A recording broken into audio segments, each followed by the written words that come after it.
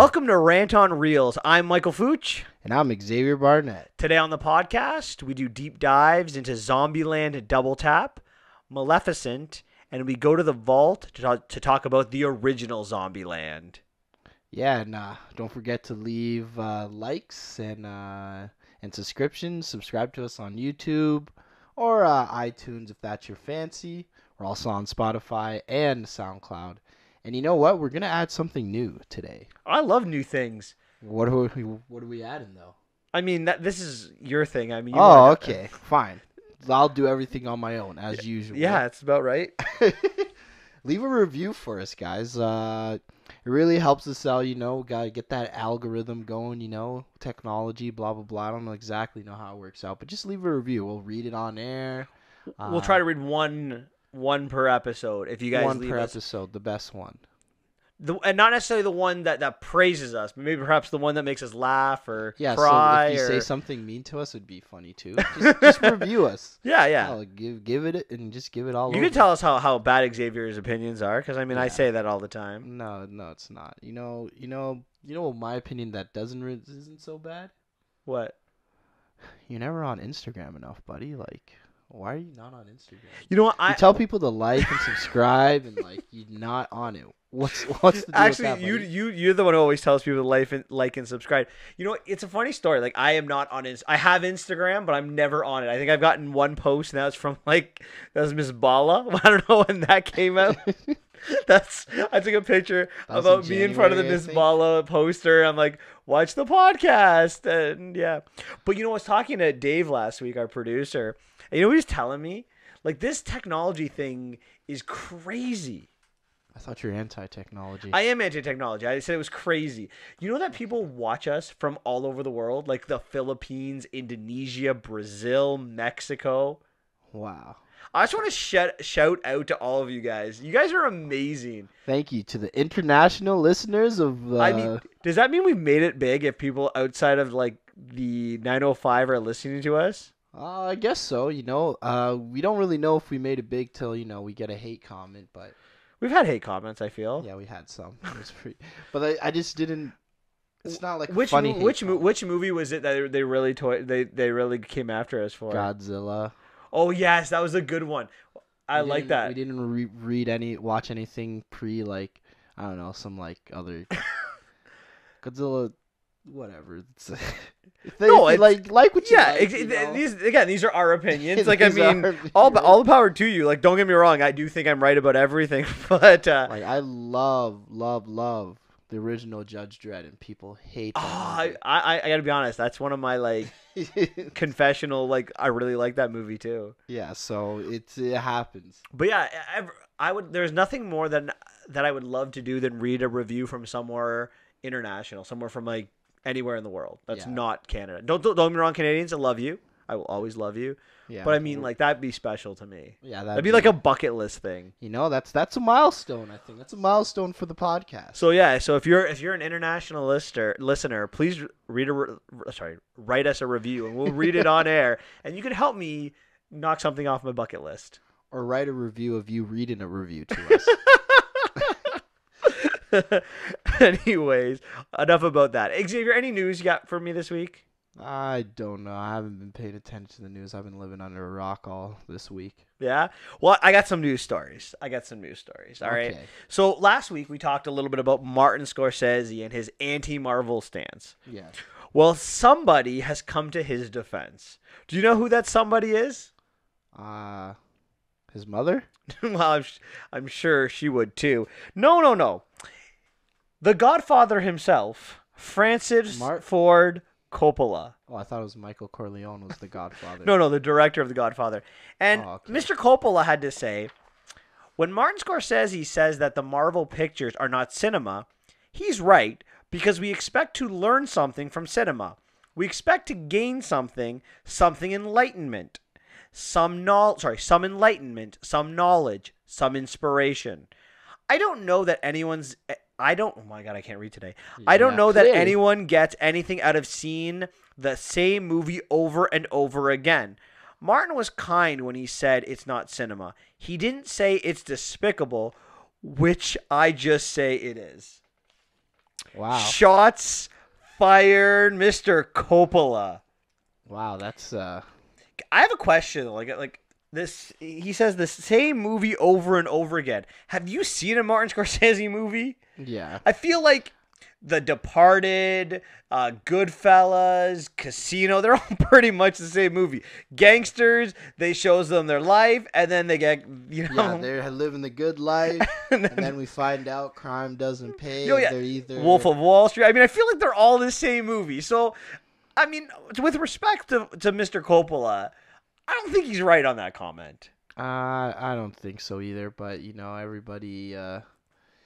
It's like the ways are changing, It's like the old guy, you damn kids. And yeah, you know what? It's much like you tell me you don't learn anything from a superhero movie or a Marvel movie because we'll talk with the the big dog. I guess when you don't want to learn something from a movie, you're not going to learn anything, right? He deems it as not art. A lot of people say another medium that's getting a lot of flack is like people are saying video games aren't art, but a lot of video games can move you, bring tears to your eyes, and I don't know if you've ever was with movies back then too. Yeah, I don't know if you've ever played Uncharted 4, but that's pretty much just a movie. Yeah, right. I mean, like you're getting from Last scene to scene. Us. Oh, man, there's just all they are is movies. They're just different ways to tell stories. And James Gunn, the director of Guardians of the Galaxy, I think he had the best comment for this. Like I said things last week. I've had arguments with other people like Jerry about this, and I just couldn't put the words together like James Gunn did. He's so eloquent the way he speaks.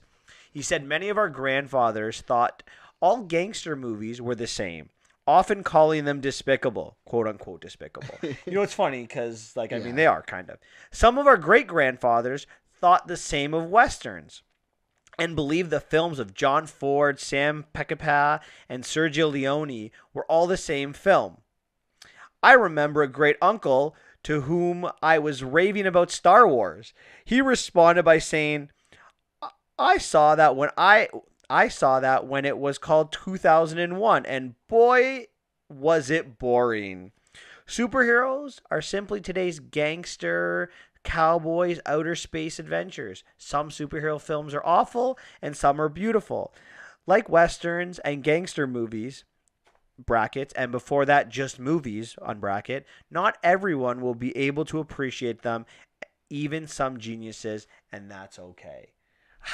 How nicely worded was that? And and you take the high ground too, the moral high ground on that, and not taking a jab. But yeah, that's called them geniuses. He respects Coppola and Scorsese. But the best thing is he put a picture because he says that you don't learn anything from it. The picture on Instagram that went with that caption was like Groot as he's dying and like Rocket talking to him, like the We Are Groot scene. Mm-hmm. I mean, like I don't know. Moving scene. You learn something. Family. Family's important. There's always big themes. I listened to this. I'm gonna shout out a different YouTube channel, but it's called Wisecrack. I find that I like to listen to the hidden meanings behind that. Right, one of the things they always talk about is like how there's a theme of fatherhood in the first phase of Marvel. Right, everybody's a father figure. Right, Thanos is a father figure. Tony Stark, Captain America, Star-Lord with his father. Like everyone's trying to figure out with father. So. Not gonna lie, I guess there's a lot of daddy issues in Marvel movies, but yeah, you learn a lot. And in DC, it's mommy issues, right? Martha. Right, so you to say that you don't learn anything from the if you're not looking to learn, then you're not gonna learn anything, right? If you're willing to learn and give it a chance, then I just wanted to bring that up because I like all movies. There's not one genre that I could say I do not like. Or don't respect. Like a movie is a movie, and you could take something from all types of movies. Yeah, I don't think there's a genre that I absolutely detest. Maybe I'm a little sick of zombie movies, but whatever. Well, speaking of zombie movies, I think it's time we get started. Yeah. I mean, I think they're done hearing us rant and rave about Martin Scorsese and James Gunn. Yeah. So let's start talking about Zombieland Double Tap. Double Tap, Zombieland 2. Now, you hadn't seen Zombieland before we watch this, is that correct? No, I didn't see the first one. But you've seen it now. Do you want to know why I didn't see the first one? Why? Because Jesse Eisenberg and zombies. You don't like either, do you? I'm not the biggest fan. All right, so I tell our audience, I dragged you to this movie, kind of. You were like, yeah. Yeah, I got dragged to it. I was like, I don't know how I feel about And this. I told you what I tell you about the first Zombieland. You loved it. It was I great. loved it. I can't wait to Spoiler talk about alert it. for The Vault. Now, before we start, spoiler alert for Zombieland 2 and Zombieland and Maleficent. Those are all the movies that we're going to be talking about today. So if you just tuned in, we're about to spoil. Everything's about to get spoiled. We are about to spoil. All right, give us that bullet. So you don't like zombies. You don't like Jesse Eisenberg. I have a feeling I don't know where your opening thoughts are going to go. So tell us your opening thoughts. All right. So not gonna lie, I was actually mildly surprised because despite me not being the biggest fan of Jesse Eisenberg, and me not being the biggest fan of zombies, I actually really enjoyed this. It's kind of like a nice little parody on a lot of zombie movies, but not like a cheap parody like, all those like how do I say the scary movie guys, but then they started getting real bad, like Drive Fast and all those things. Like Warm Bodies. Yeah, like that, right? Like those. This one was actually more realistic. I love the concept of the rules, which is probably one of the best things. The cast is really great together, obviously. Woody Harrelson really carries this film. Emma Stone's great. I'm trying to Abigail. How do you say her name? Breslin. She's great in it as well. It's just pleasantly surprised. I'm not gonna lie. This is gonna be a theme for this podcast. Pleasantly surprised, and it's always good to have a good opening movie, right? Good jokes, good everything, and everyone played really well. I was worried. I was really, really worried. It's been a decade since Zombieland came out. And I expected, Jurassic World, Independence Day 2, and when you have all these years between movies and you're just looking for this money grab, it could be forced. They could change the dynamics of what really worked in it. And I was glad I was wrong because I was really, really impressed. I think it did a very, very good job living up to the first film. And most importantly, it kept what made the first film great, and they added to it. And I think that's really important when you're watching a sequel, that you don't just tell the same story again, but you don't also destroy the story that you told the first time. Yeah.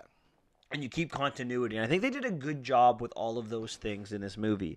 I really like the humor. One thing I think that makes Zombieland very successful is they take a real life issue and instead of making it dark, which I don't think really works with zombie movies, they added a lot of comedy to it, which allows you to be flexible with how you're telling your story and with your tone. I laughed the entire movie. I don't know about you. I love what my favorite line is, like, I almost murrayed you, and it's a reference to the first movie, which we'll get into. But I thought just bringing back to the first movie and seeing how everyone except for one character knows exactly what murrayed means. Yeah. I love the rules. I like how they kept them in this movie. I like how they kept them as like on the screen as they're living the rule or following the rule. Mm-hmm.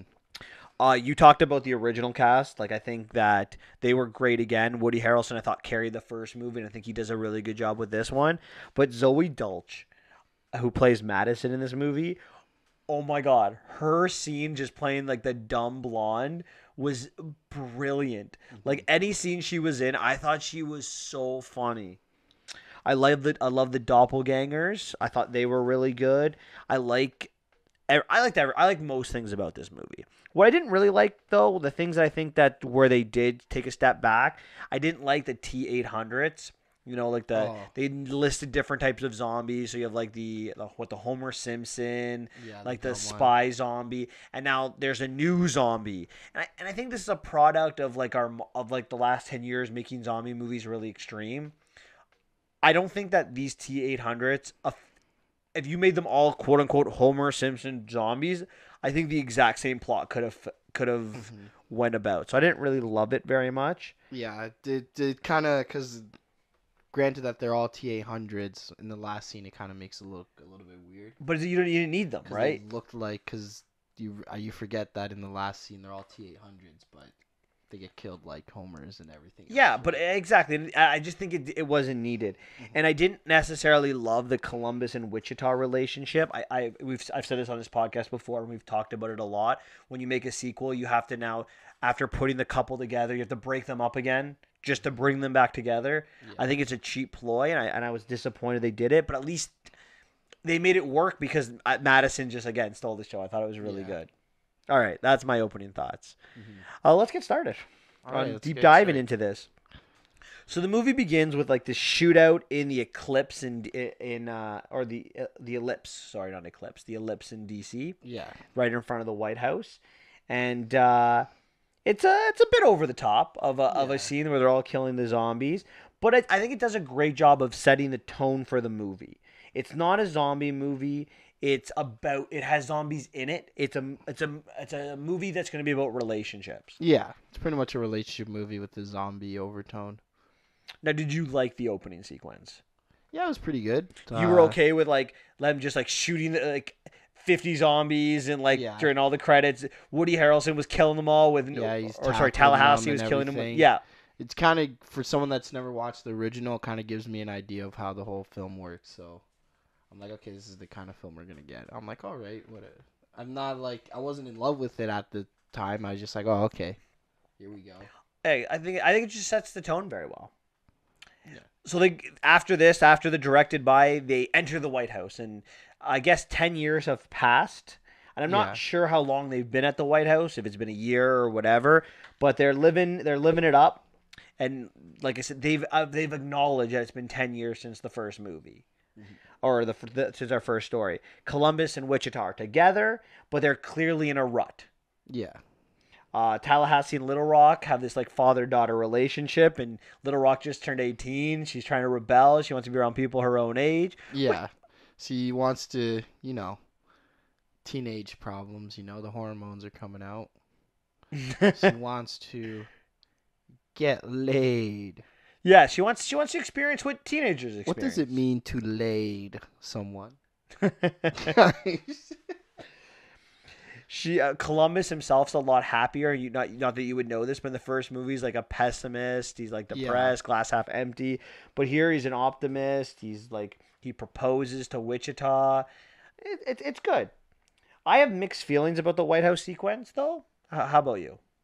Not really. You don't? I was just trying to figure out what was going on. So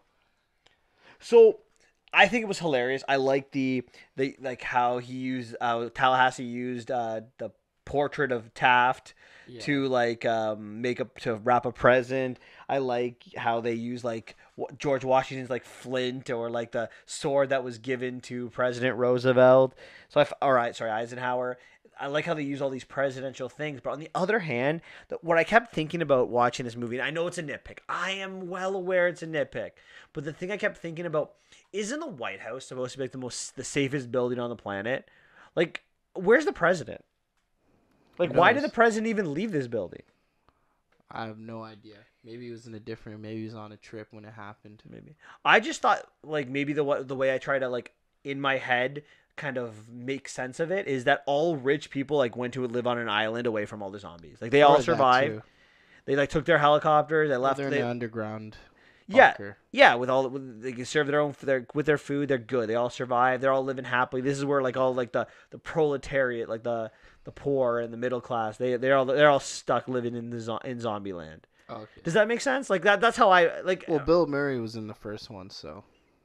I'm talking about the uber rich, I'm talking about like the wealthy, not the rich. Okay. All right. Like, you get the difference? Yeah, I get the difference. Like, Steph Curry's rich. The guy who signs his $300 million contract's wealthy. Yeah. No, I agree. Okay. All right. So, after this proposal, Wichita and the girls, they decide to leave. I guess Wichita got a little bit cold feet. Little Rock's frustrated. She wants to find people her own age, as we talked about. Is this believable after being together for 10 years? Well, some people, I've seen people be with someone for a long time and then be like, you know what, this isn't the life I want, and then up and leave. It hasn't happened to me. I'm not speaking from personal experience. It's just, sometimes it happens. I just, like, where are you going? Like it's Zombieland. It's not like you can just be like, yeah, I'm gonna go try to find someone else. Like just travel the world, baby. It's the zombie world with what airplanes, or how are you gonna get around? I don't know. They went from coast to coast. They were in California for now 10 years. Yeah, so they've been together for a long traveling. time. Yeah, I don't know. I like it. I had no issue with it. It's not completely believable, but it's not disbelievable either. Yeah. Like clearly, Wichita has some issues. Yes. That over the last 10 years she hasn't gotten over. I feel that it would have been better if the movie was this story would have been better if it was like 3 years later or like 2 years later. Yeah. But after 10 years, I feel like you kind of like. There's some people that have been married for 20 years and then they decide to get a divorce. So you're not wrong. You're definitely not wrong. I just think it would have worked better if it had been. They can't do the 3 years. It's kind of hard. I'm okay with the 10-year skip. I kind of like it. You do? Yeah. Okay. No, that's fair. What did you like about it? It's just I appreciate that, like, okay, we're doing a live like remix, because like the reason why the Zoe character works so well is that she's still living in like 2009. Like she's a 2009. She definitely looks like a girl from 2009, dressed like a girl from 2009. It's it was pretty. I was like, oh, I remember that. Like, no one dresses like that anymore. And then I realized, oh, because it was 10 years ago. So other aspects it works with very well. That's you do make a very good point with that. There's no denying that. So they're gone for a month, and in this month they pick up a hippie, Berkeley. Yeah, I have no idea how this guy survived with pacifism. I know, a pacifist with a guitar. That's my nitpick of the day. I was like, how's this guy still alive? Like, does he just run away? Does he have cardio? It doesn't look like he does much of anything. He's probably, yeah, but that's true. I'm sure he had his own way to survive. Yeah. So Columbus is depressed. So him and Tallahassee, they go to the mall to just shoot zombies for fun. Yeah. I mean, what a way to kill your time. Isn't that just great? You just go to a mall and just shoot zombies. Yeah, then get all this free stuff that no one can, like. That was me. I tried to see if a PlayStation worked. And just play games and everything like that. Go to the EB games and just play on the PlayStation. Like, you know what? Screw this. I love how that's what you would do with your free time. You just play PlayStation. Well, what else? And did you say like you said a PS3? I'm pretty sure too. Yeah, well, like that's 2009. Oh yeah, sorry, 2009. Okay, all right. yes. Touche on that. But when you get bored of these games, yeah, after a while, then you go kill zombies. And then That's never been boring. Yeah, you know what? I should talk. I still love playing Mario 3 and like Zelda Ocarina of Time. So yeah. I mean, I can't really talk. I can go beat Mario 3 like once every year easily. Oh, see, there you go. Yeah. And he judges me. That's true. You're right. So Columbus at the mall meets Madison, who smells nice. Yeah, and she was in there for 10 years. In a freezer. In a freezer. That's why she has a winter coat on. Oh my! How funny is Madison? Yeah, it makes sense. Like, that's probably the only way she would survive. Because he's not very smart. So she is like enamored with Columbus, and immediately when Tallahassee meets her, he hates her guts. Yeah, because she's annoying. Mm-hmm. But nevertheless, Columbus invites her back to the White House. Yeah, because another human to interact with. Yes, and a very attractive one at that. Yeah. So they're about to do it. They do it. No, they're about to, and Columbus has second thoughts because he still kind of likes Wichita. Yeah. And what is her response to that? He says he's been stuck in a freezer for 10 years. So, when that happens, certain things start to happen in your body. And you feel certain ways when you see another live human of the opposite sex. And you are a straight female. What happens? Babies get made. That's what happens. No, what did she say she would do if Columbus didn't want to sleep with her? Oh, so you'd sleep with the old guy. Yeah, that's what she says. Bite the bullet. But he does. And I think we both know what's going to happen next. Like, at least in my head, I was like, I know cue this. Yeah, Whitaker's going to show up. Wichita, sorry. Wichita's going to show up. And she does. And So you were not surprised by this at all? No. It's pretty much written in the script. Yeah.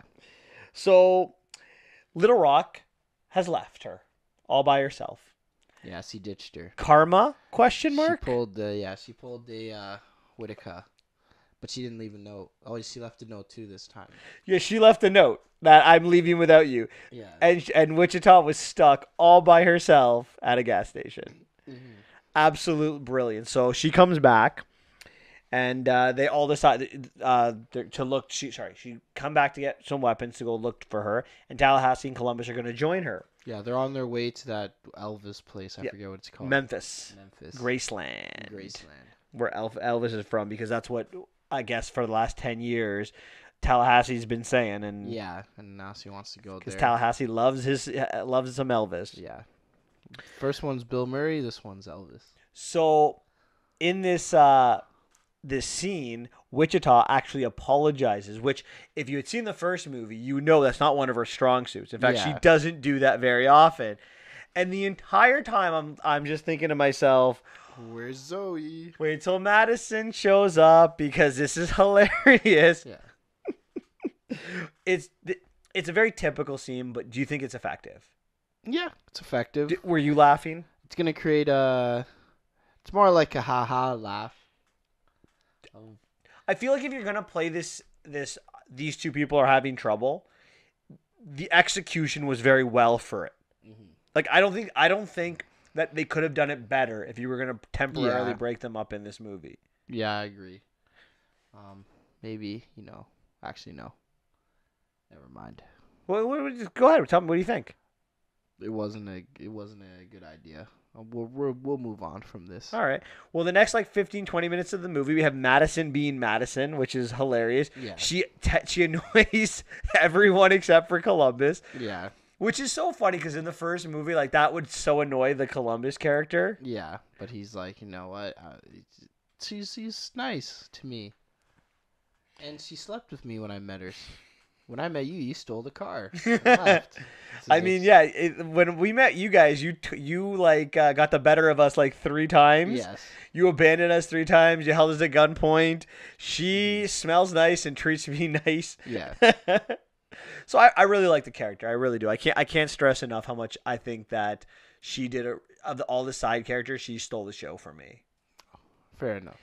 So the one other kind of recurring kind of theme in this is at the White House, Tallahassee is working on his car, he calls it the Beast. Yeah. It's this souped up car with a huge machine gun on it. Yeah. It's, if you know his character from the first movie, this is his character. He likes the muscle cars. He likes pretty much the SUVs. He likes the trucks. He'd probably survive Max Payne world. Yeah, exactly. Love it. But his baby, his Beast, was stolen by the girls. Sorry, I said Max Payne. I meant Mad Max. Max Payne is a video game. It's also a movie with Mark Wahlberg. Yeah, that too. But so when they have to leave, the car that Wichita brings back is kind of like a hippie car. It's a minivan. And his reaction when he sees it, he keeps trying to punch the side mirror, but it just comes back. Yeah. He's so not happy to be in this car. You even see it in the first one. Oh, he hates says something about minivans. Oh, he hates it. So he drives. He begrudgingly gets in this car, and he finally sees this huge suit bus, tour bus. And he's like, let's get in it. And there's a bunch of zombies around. They kill a bunch of zombies. They meet their first T-800. Zoe gets bit a little bit. We don't think she gets bit. They make it look like she might have gotten bit, but is saved by who saves her? By what's his face? Columbus. Columbus saves her in the end. Yeah. She does save in this shootout, Wichita, though. Yeah. I would have liked to see more play on these two characters. Yeah, they didn't really interact much. So he just kept being sarcastic, and it's like, oh, sarcasm. She doesn't get sarcasm. Yeah. So we also meet the T-800. Now, did you like the T-800? It got shot 18 times and didn't die. Yeah, I was like, whatever. They need something to make this interesting, because if they've been doing it for 10 years, they're pretty much experts in zombie hunting. I guess, but they really don't really play into this, right? The T-800s appear 3 times in this movie, and our main characters meet it twice, and like one time they meet him without guns. Yeah. I don't want to spoil. Just get to the end of the movie, but like it just seemed like meh. Yeah. I wasn't impressed. Like I didn't think they needed it. Like they could have just had that scene play out exactly the way it did, with the last one being shot and them getting onto that bus. Yeah. The bus doesn't have any wheels, so it breaks down. Yeah, so they drive over a strip. And they have to get back into and go back into the minivan. Yeah, and he's again not happy. He hits the side mirror. And again, the running joke, like every time they have a stop, it looks like he's going to get a better car. And every time he gets there, he's disappointed and has to get back in the minivan. Yeah, pretty much. So they're back in this minivan, and our Madison starts showing the symptoms of being a zombie. Yeah. Now, did you think she was actually bitten? No, I thought it was allergies. I was like, because they closed up on the nuts eaten, so I was like, oh, it's allergies. Everything's there for a reason, right? Right, yeah. I'm not going to lie. I thought she was bitten. I fell for it. But it didn't make sense to me that she was bitten because I thought there was more with her character that wasn't finished. Like I thought they started some arcs with her that weren't completed. Mm-hmm. Yeah, no, I see where you're coming with that. Yeah, so either way,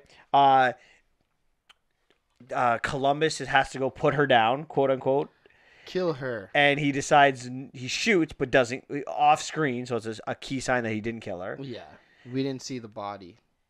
We didn't see a head get smashed. We would have saw her blast the face off if it was really. Yes, which is kind of what you see in this kind of brated 18A movie. We know for sure in the next movie because the other two other people get infected and we see the bodies. Yes, exactly. So they get to Graceland, and poor Tallahassee is heartbroken. Yeah, everything's missing. It's been destroyed, right? Yeah. So the Beast isn't there. He's got to get back in this minivan, and they're driving. They see this hotel that's like, I guess all the Graceland stuff that has been taken from Graceland and brought to this hotel, and we are introduced to Nevada. Yes. And Rosario she is Dawson. Yeah. What did you think of Nevada? Well, it was pretty good. I liked her. Tough cookie, right? Yeah. Well, you have to be tough to survive, or Madison, or Berkeley. Pacifist. Yeah. Either you can only be the only way you can survive Zombieland is if you're a pacifist or you're a toughie. Yeah. There's no in between. So they all enter this and they're looking around for Little Rock, and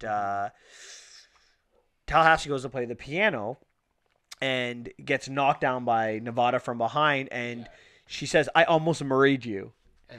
And she has to explain what Murray is, but like it's this idea that 10 years ago, Bill Murray was shot by some loser, and she says if she ever found out the person that shot him, she would kill him, which is funny because Columbus Jesse Eisenberg did it. This is the best scene in the movie for me. Oh, really? Yeah, easily. Because I just think, again, I liked it's the reference to the first movie, the expressions on everyone's face. It's situational irony, and I love situational irony. Okay. I know what's going on. They know what's going on, but the person speaking has no idea. Fair enough. You didn't like it, did you? You could. No, it's a see. But you also didn't know what it was when you first watched it. Yeah, when I saw it, it's a ha for me. Like I enjoyed it. I think it's a funny movie, but I have a different sense of comedy. Fair enough. So Nevada tells them that Little Rock has gone to Babylon, and apparently Babylon is pacifist, safe haven. It's like like a big building that's they live on like the roof of it. Yeah. I mean, it makes sense. No guns allowed. No guns allowed. It makes sense. It's the dumbest idea for a pacifist safe haven. Yeah. I don't know how they're still alive. No, I would agree with you. And then Nevada and Tallahassee have fun that night. Yeah. Yeah. And then in the morning we meet Albuquerque and Flagstaff. Mm-hmm. And we meet Albuquerque. So the next morning, this huge monster truck destroys the Beast, which breaks the poor heart of Tallahassee once again, because that means minivan time. And the guy Albuquerque gets out, and Albuquerque is pretty much Tallahassee. They're like the same character. Yeah. And everyone's the other three people are talking how like, doesn't this remind you of someone? And they just it was good scene. And then his like right hand man, Flagstaff walks out. It's pretty much Jesse Eisenberg's character, Columbus. And he has, instead of rules, he has commandments. Now, this is the best scene for me. Oh, this is a great scene, too. Yeah, this is my favorite scene. Why is it your favorite scene? Just the rules, the difference. So I'm like, me not seeing the movie before I realized, okay, rules are a big part of the movie from the first movie. So I'm assuming this is a reference to the older movie. But instead, he survived because he had more commandments, and then they had different rankings of importance and everything like that. Just seeing the little contrast to their rules. And I love how they argued over them too. It's like, if initially they're talking like how like, oh, I love your rules, and then wait a minute, like why is it over there? And like they're kind of arguing, but they've always been like, they were always close, right? They never really like fought against each other. Like they were like, it's like play fighting. They're passive aggressive. Yeah, exactly. Passive aggressive. That's the best way to describe it. Mm-hmm. And what do you think of like the relationship between Albuquerque and Flagstaff? It was the same as. No, I don't. Not at all. Like they had a much nicer relationship. Like they were like Woody Harrelson's character of Tallahassee. Like he really liked Columbus, but it was never like hug. They were not friends, a huggy. Yeah. In fact, he admits it like at the mall in D.C. Like I have a hard time opening up to people and talking about how he has Native American blood and all that. Yeah, and then like how I don't tell people can't kill. Yeah, right. Yeah. What's it called? Because first thing he's like, we're not learning names and everything like that. Yeah, exactly. And then while they're inside, a bunch of T-800s come, and because Albuquerque and Flagstaff brought them, they go to kill them. Yeah, shoot them all, and they do. But when they come back, they notice that Albuquerque's been bit. Yeah, they didn't ask for teamwork. They didn't follow the rule, don't be a hero. They didn't follow the rule, teamwork. Mm-hmm. And they didn't follow the rule, ask for help. Yep. Yeah, exactly. 3 rules broken. I don't know if those are on the commandments, but apparently rules are better than commandments. So, R.I.P. And then they turn into zombies, and we have this scene where they're all trying to kill these 2 zombies. Yeah, I really liked it because like, as Tallahassee and Columbus are fighting, they're asking, how are you doing? Like, not good. Yeah. And then they run around for a bit. They see each other again. How you doing now? Still not good. But with the help of the 2 ladies, they're able to kill them both. Yeah. Well, that's good. I thought it was a really good scene. Yeah, no, that was probably the best scenes of the movie. We're at this hotel. So they go to Babylon, and they have to leave their guns. They leave, and on the way they see Madison. Yeah. And Madison's still alive, and she talks about how it was a nut thing. Yeah. Which you called. You were all over that. And when they finally get to Babylon, Tallahassee blows up the van. Yeah, he's like, I'm done with this. And then they got to melt their guns. They melt the guns for those stupid peace. Now, are you surprised by this? What? That they melted their guns? Well, yeah, we saw it the first time. But right? But I don't understand why. Because they're pacifists. No, I understand that, but they're not expecting to stay when they go there, right? They're expecting to get Little Rock and leave. Mm-hmm. So why don't they just leave their guns like around the car, go in, get Little Rock, come out, and get their guns? Well, who knows? It's a good question. This was probably my biggest problem with the movie. In terms of like making sense, I feel like and again, I understand it's a nitpick. I get it, but I feel it's something that goes against their characters. Yeah, especially Tallahassee and Columbus, for that matter. His whole thing is his second rule is double tap. Yeah, well, that doesn't mean you just. How do you double? You double tap with melee weapons. Does Columbus look like someone that you can melee someone? He did melee in the first one. Yeah. He killed that one clown. Oh, yeah, it's true. You are right about that. So, he's capable. So, they meet Little Rock. He double tapped the clown. He did double tap the clown. So, they see Little Rock, and I think they've decided they're going to stay, it looks like. Yeah.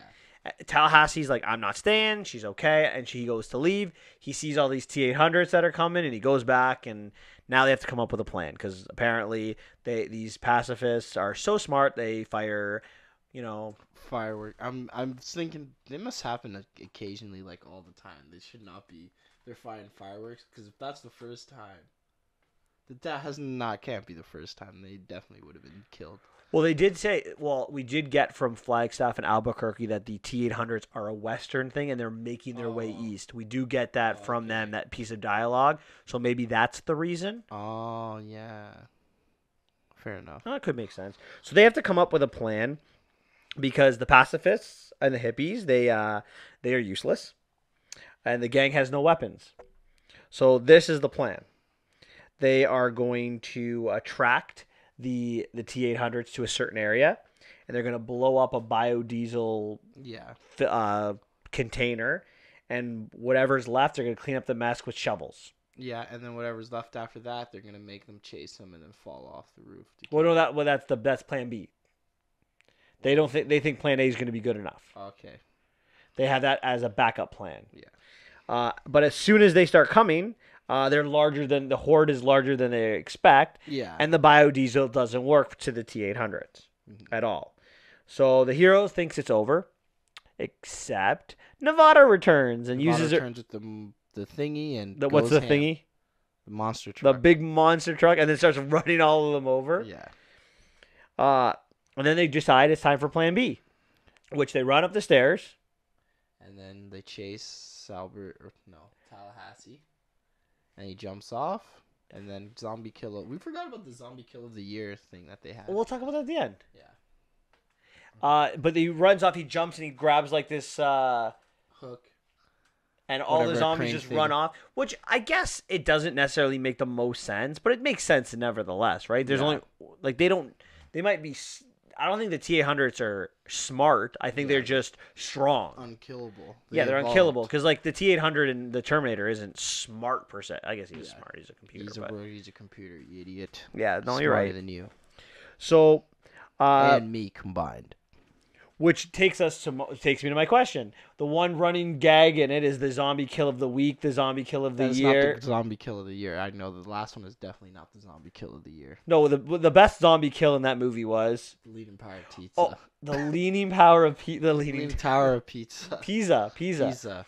So you want to explain it because you like it? Yeah. So the guy baits the zombies. He pretends he has a family.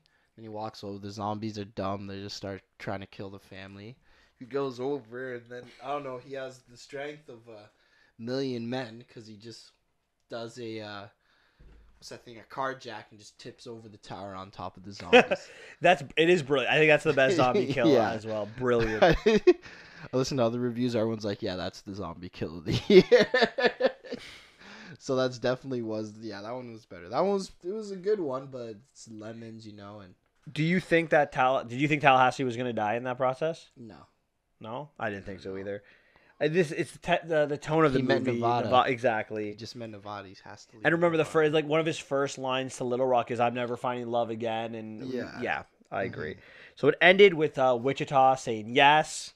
Yeah. The Madison she decides to join the hippies, which is a perfect fit. Yeah. And the 5 of them, so the original 4 plus Nevada, they all are leaving in one of Elvis's cars. Yeah. Were you satisfied with this ending? Yeah, I was satisfied.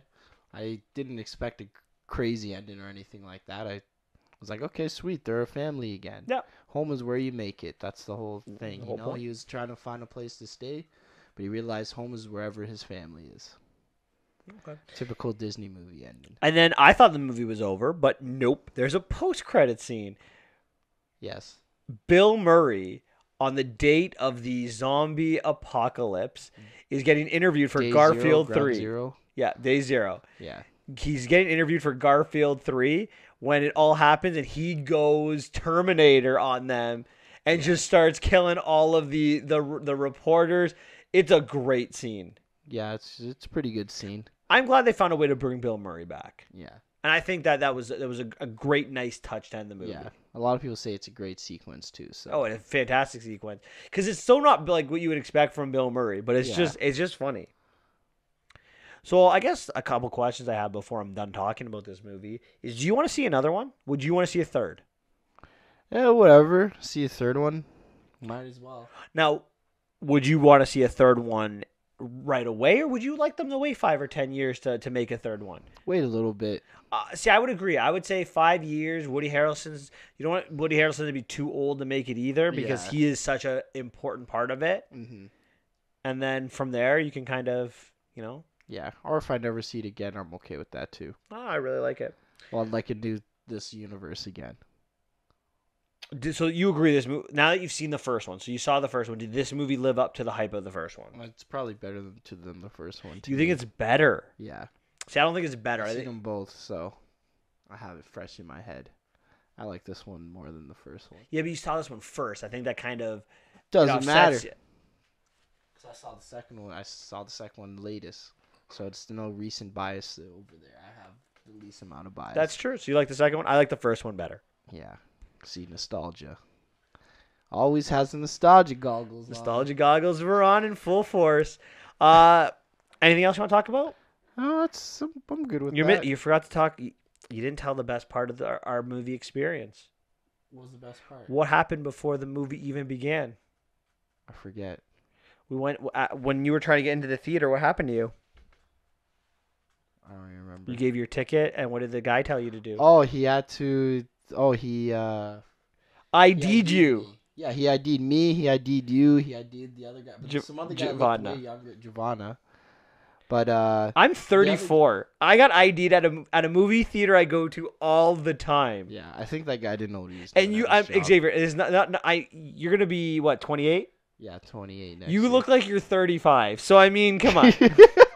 Yeah, the beard and everything. But then the guy behind us, he came after us to go see the Joker movie. He didn't get ID'd. He's like, I got ID. And then he's like, nervously, the guy was like, I got ID everyone. And then he doesn't ID the person. And I was like, if I was a dick, I'd make a problem out of it. But I was like, whatever. I just think it's hilarious. I mean, I'm kind of flattered by it. Yeah, that was so funny. I don't even get ID'd at the LCBO. I don't be either. I mean, I look younger, but so I'm like, oh, okay.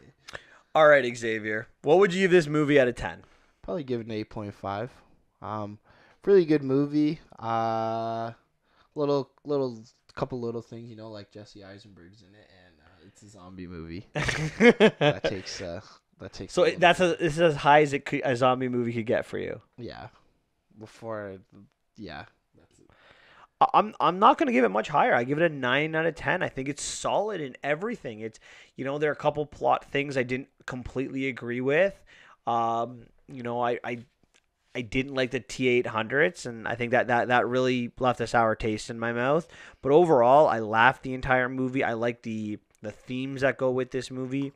I like the ending. I like the beginning. I like the little things they do, like adding the rules. It was good. I highly recommend watching it for anyone. That's it. All right. Time to move on to Maleficent. Mistress of Evil. What are your opening thoughts on the Mistress of Evil? Yeah. Well, I'm not gonna lie. When I went to go see this movie, I was by myself or whatever. I realized I'm like, wow, this is a kids movie. The first thing I saw, because when I looked at it and I looked at the world that Maleficent lives in, I'm like, yo, these things are so. It's just way too cute for me. Some of the creatures, I'm like, this is just like, everything's a cute little live. Like, it goes to like, even like the weeds and the dandelion thing. Like, they're all creatures, and they're like, yeah, we're all cute, and we're all a family. And I'm like, wow, this is typical Disney crap. I'm sorry, when I read, but still a pretty decent movie. I enjoyed it for the most part. It started after I got rid of all the little creature thingies and how cute everything was. I was like, oh, this is actually a pretty decent movie. So, and the plan was pretty. I knew right away what she did, but it was good. Michelle Pfeiffer is good in this. Really enjoyed. Angelina Jolie is always great as well. Great movie. Just bad war tactics. That's all I have to say. Terrible war By tactics. which side? By the Maleficent side. Yeah, okay, good. Good, I was going to say. All right. Yeah, the siege defense was amazing. I play a lot of Total War, so I know tactics for war. You know, I'm an expert. It's funny. The first Maleficent movie, I really didn't mind, which is really surprising. You want to know why I was surprised? It's surprising that I would like the villain was the hero. Exactly. Exactly. I don't tend to like movies where the bad guy is turned good. Or at least why you understand why the bad guy became bad. Our Joker podcast from last week. People, if you want to listen to that, go nuts. It's a good one. It's a doozy. But maybe I like this one better because she was never bad and from the beginning, and she never really turned bad, right? Yeah. Maybe that's why I was okay with it. Not even misunderstood. Like the human was like if you're watching the movie, the human is bad from the beginning, and Maleficent doesn't want, like, she falls for this girl, right? Like she likes her as a baby, and she likes her. She doesn't want to like her. She calls her Beastie as an affectionate name, but she never really. Like she's the one who frees her, right? The dad never cared for her. Like I feel like maybe that's the reason. I'm not really sure, but I did like the first one. And I didn't actually think it needed a sequel. I was kind of iffy on this one, like I was for Zombieland. I thought the same thing too. But I found it enjoyable.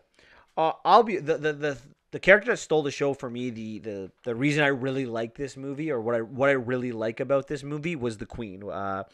I thought Michelle Pfeiffer was phenomenal, and Michelle Pfeiffer like disappeared for 10 or 15 years. That's a travesty to the acting world, because this woman can act. Yeah. And she was so good as Queen Ingrid in this movie. She was manipulative. How she made like everyone think Maleficent was evil. Yeah. Like how she played that and she admitted in the end. Brilliant. She was calculated. She was an overall good villain. And I thought Aurora was given a lot more development in this movie, which I really liked. I like the message of working together, which is I'm a sucker for, as you know. Yeah. Those are my kind of movies. That's why you love Disney. That's why I like Disney. You're right. What I didn't like, or what I think could have been better in this movie, I didn't like how the fairies, like Maleficent, are descendants of the Phoenix. It didn't do it for me. Yeah, I didn't like the adding the other fairies in general. I thought that was unnecessary. The Maleficent creatures or whatever.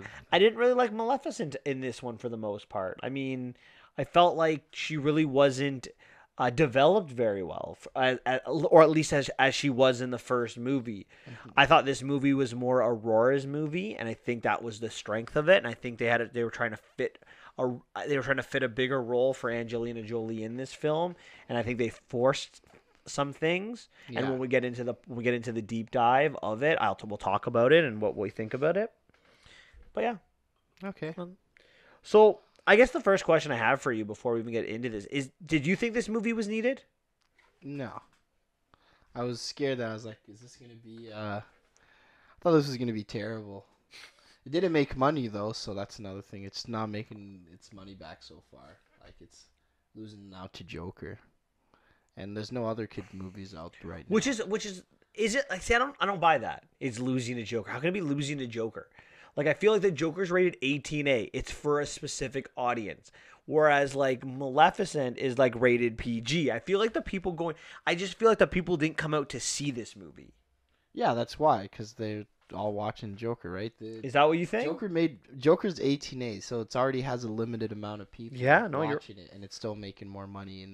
And it's like, it's, what, 5th week or 3rd week? Yeah, you're right. 4th week, so. Yeah. It's a failure on Disney's part. I'm sorry. I know. It's a black mark on Disney. Don't worry, I'll make its money back in China. That and Disney will make its money back with Frozen and Star Wars that still have to be released. I don't know, Frozen. That's another sequel that's not needed if you want to ask. Oh, 100% is not needed. But we'll get into that. See what happens. Come talk to us in 3 weeks and we'll talk all about Frozen. So the movie begins with Aurora and Philip. Aurora is talking to those godforsaken creatures. The Moors. They're called the Moors. The Moors, whatever those dumb creatures are. So Philip proposes, and of course Aurora says yes. Yeah. and it's time to tell their parents, specifically Maleficent. Do you like how they started here? I don't know. I didn't like that Sonic the Hedgehog thingy. It was in the first one. I didn't even remember that thing. It's adorable. It's so cute. Every time I saw it, I'm like, is this supposed to be Sonic the Hedgehog? I liked it, and I'll tell you why. I'm just a bitter person. I think you are. Like, I don't get it. Like, these creatures are so cute. Like you said, they're so annoying. Like, they're annoyingly cute. I think I'm Maleficent, to be honest. I think I relate most to Maleficent. Fair enough. But I liked it because this is an Aurora-centered movie, and it starts with Aurora, and she is going to be the focal point, and that's what the proposal signifies, that she is the focal point of this movie. And I think it's the right decision. Now, each parent of the 3 parents that are living have a different reaction. Philip's dad is extremely happy. He's so happy. This is great. It's gonna bring our kingdoms together. We can live in peace. We won't need the sword anymore. Yeah. He gives his sword to his son and says, "Don't worry, you don't have to use it. A good king knows how not to use it." So the one thing I was confused. So Aurora's the queen of the Moors? Yes. But isn't she queen of another kingdom too? She is, but I think that kingdom is no more. Oh, so but there are people still living there. Are there? Well, yeah. I don't know. We don't see that kingdom. Okay. There might be. Yeah, because he's like, you have 3 castles, and then, we'll go in the future. Yeah, that's a good question. I don't know. I think they did. It was just unimportant. That castle was unimportant, so they kind of wrote it out a little bit. Because for me, I thought the whole time I was thinking that those 2 kingdoms were at odds with each other, but then I realized I'm halfway through the movie, I'm like, oh, it's the Moors that they're trying to unite. I'm like, the Moors is that magical fairy place. That's a very good point. I'm not sure. I don't know why they didn't bring it up in the movie. That is a pretty big hole, if you ask me. Well, yeah, that was from the first one. that was just my question. I was confused. No, that's a really good point. Mm-hmm. I think I have to rewatch the first one. Did the king, Aurora's father, did he destroy the kingdom enough that everyone just left and now it's an abandoned kingdom? Yeah. Maybe that's what it is? Mm-hmm. I'm not sure. So that's the dad's reaction. The mom, Ingrid, she had a very different reaction. She was fascinating because her first scene, she grabs a crossbow and aims it at her husband. Yeah. And I'm like, what's going on with you? Psychopath. That's what it is. She's going to invite, Maleficent and Aurora to dinner, and she has a plan. And she's clearly planning something because of their hidden room, and she's asking this little troll-like creature we find out later is a fairy, for some ex-fairy. An ex-fairy from the Moors. Yeah, it's a traitor. Yep. And she's asking her for some concoction, and apparently it's almost ready. And Maleficent is not happy about this because she doesn't trust humans. Yeah. Because Aurora's father still had cut her wings off and just led her down that path. What were your thoughts on the king? I thought the king was, naive, and he was definitely going to get killed. Naive, out of the loop, right? Yeah. Not unaware of what his wife's doing. This guy is definitely getting killed.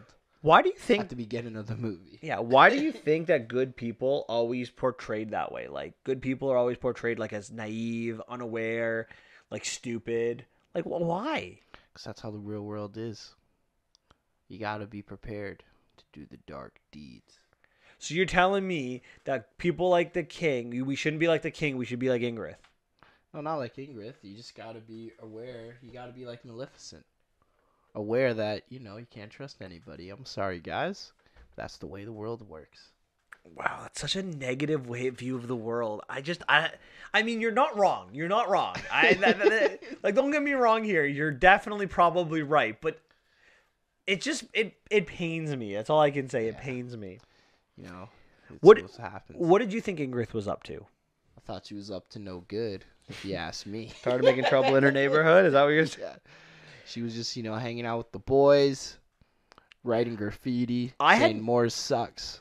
I had ideas, but on the trees. But her plan, what she's going to do, I did not see that coming, and it's brilliant. So wow, someone's praising the villain a little too much. She's good, a good villain. So Maleficent arrives with Duval and Aurora, and the villagers are terrified of her. Oh my God, Maleficent's here! Oh my God, she's evil. She got dark. It doesn't help that she dresses in black. No, definitely not. Or is a sinister cane? Not at all. At dinner, Queen Ingrid, she basically goats Maleficent into losing her temper. She adds the silverware and that's made of iron. Yeah, knowing like that she's allergic to it. She mentions the curse to her about how she cursed Aurora. Yeah. She talks about the men that were killed in the Moors at the beginning of the movie. Yeah, the men that were stealing stuff. And then the last straw was she calls Aurora. She's like, I can't wait to have my own daughter. Yeah, my real daughter. You know, you can never be a real daughter because, you know. Did you find this? Did you like the way this scene played out at dinner? How she's goated, or did you find it forced? No, I liked it. She's manipulative. I can't say the word manipulative. I can't manipulative. Speak today. Yeah, there we go. Thank you. I loved Teamwork. I absolutely thought it was brilliant how like you could see it, like you could see it working in her eyes, like how she just stabbing her just a little bit, waiting for it to come out. Very subtle, maybe, you know, like. And you see the king sitting there, I was like, "What do you mean? What's going on? I'm so unaware." Yeah. And I was a little surprised that Aurora didn't step in at all. But finally, after the mother thing, Maleficent shows her magic, and as she does, the king faints. Yeah. Ingrid blames Maleficent, and the king is in a coma or is cursed. But what I don't understand is why doesn't Maleficent deny it? Like, why is she like, I didn't do anything? She's stubborn. She's like, I don't care if you guys hate me. Screw all you guys.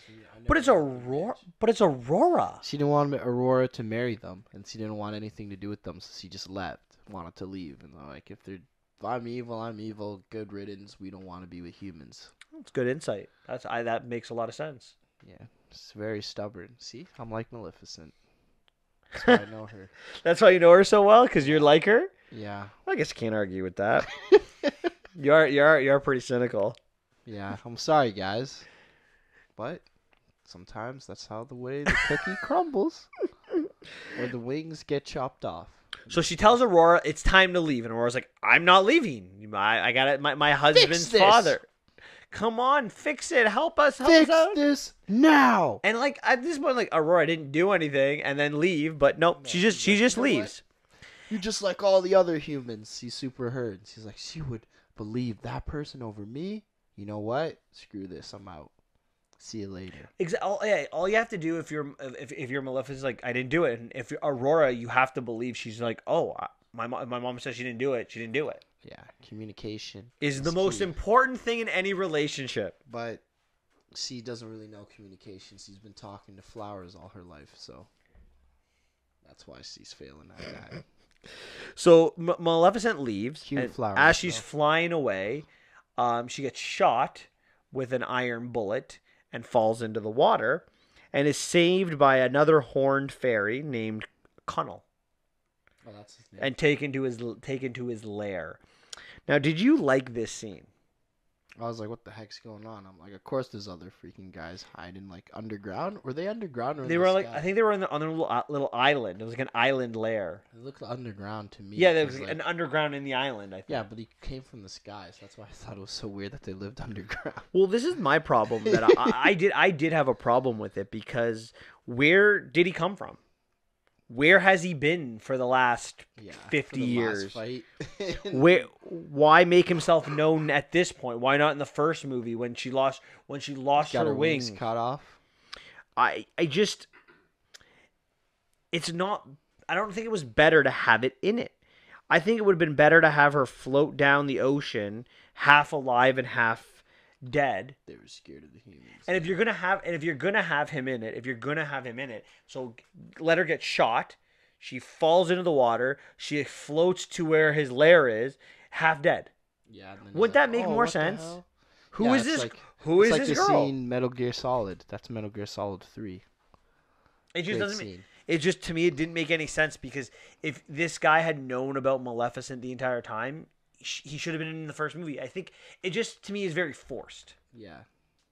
No, It's I like, see. oh, I want to make another movie, so we wanna make this idea that there's a lot more of these horned fairies, like Maleficent. And they all they're in the grass, they're in the desert. Yeah, and and they have, snow, and none of them the have forest. magic. Only Maleficent does. Yeah. I Well, they do have some magic. They can like move trees and stuff. I guess some of them do. Just like they can make vines and stuff, which are pretty magical to me. So in this cave that Maleficent is taken to, she wakes up and she sees all these other horned fairies. And there's basically two camps of them. There's the Connell ones, pacifists and the Bora, the kill them all, kill all the humans, kill all the humans. This is classic liberals and conservatives, kind of thing, And yeah, pretty much. Yeah. The right and the left. Very modern political. Kill everyone or make peace, nothing in between. Yeah. So Bora, who is the kill them all, says we can now win because of Maleficent and her magic. And in this scene, we get the idea that Maleficent has her magic because she is a descendant of the Phoenix. Yeah, the Phoenix Force from X-Men. So, you know how we saw Jean Grey in the previous movie? She went up and blew up. Well, she really is. Maleficent's her daughter. Yeah, pretty much. Yeah. The Phoenix Force lives on in Disney. So both Connell and Bora both agree on one thing. Maleficent is the answer to end the conflict with humans. Yeah. Bora thinks it's peaceful. Bora thinks it's through destruction and war. Connell thinks it's through peace. Yeah. Now, do you like this story arc of this movie? Yeah. Oh, it's pretty interesting. We can say it's right and left, and it also could be Martin Luther King and Malcolm X as well. Can't argue with that. Magneto and Dr. Professor X. It's all those. It's the classic, I like this trope. It's always a good trope because it is very debatable. Like, you can win through war, but is that really win, or do you want it to do it the right way, the pacifist way, or like through words and compromise? So I'm a sucker for this kind of concept. I don't disagree with what you've said. I don't dislike it. You just don't like that there's more of those guys. It just isn't because they're not mentioned in the first movie. They don't say where they've been. Like, I feel like if it was farther away. Yeah. Like way farther away. Yes. I would have liked it more if there was another reason Maleficent went there. Like I don't know. I from a continuity story perspective, that's my issue with it.